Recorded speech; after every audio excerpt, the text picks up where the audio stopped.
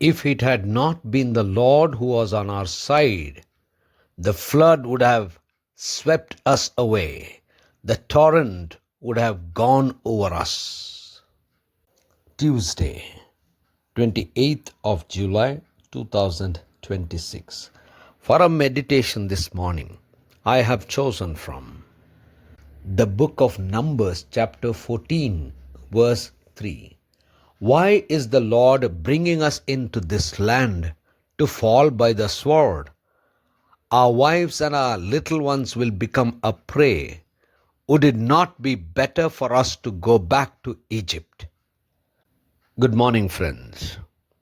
There are occasions in our journey of life and faith that we would want to go back because of the challenges ahead of us.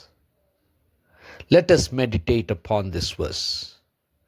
The theme for this morning's meditation is being forced to go back.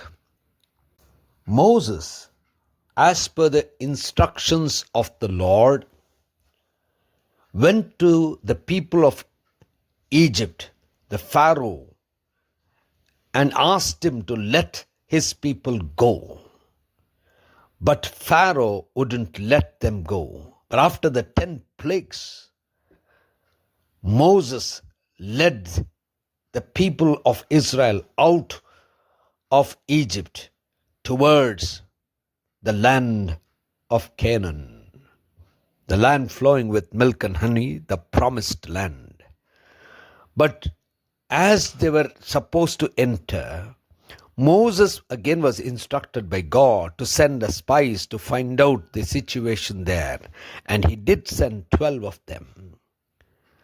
So out of the 12, 10 of them came and reported that the cities were fortified, they were very powerful, it was a blessed place, a land flowing with milk and honey. But there were giants whom they think or thought were stronger and they could not defeat.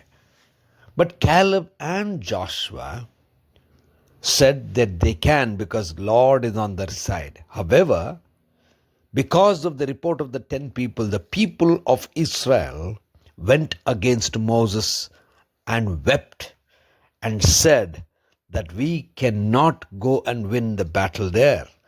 It is better that we go back because the challenge ahead of us is so huge that we will certainly be defeated and wiped off.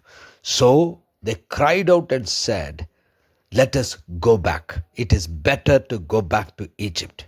Friends, there are many circumstances in our lives that we want to go back because we feel even though there was so much of trouble that we had before, that would be better than going ahead because of the challenges which are too hard, too strong, too terrible for us to win over.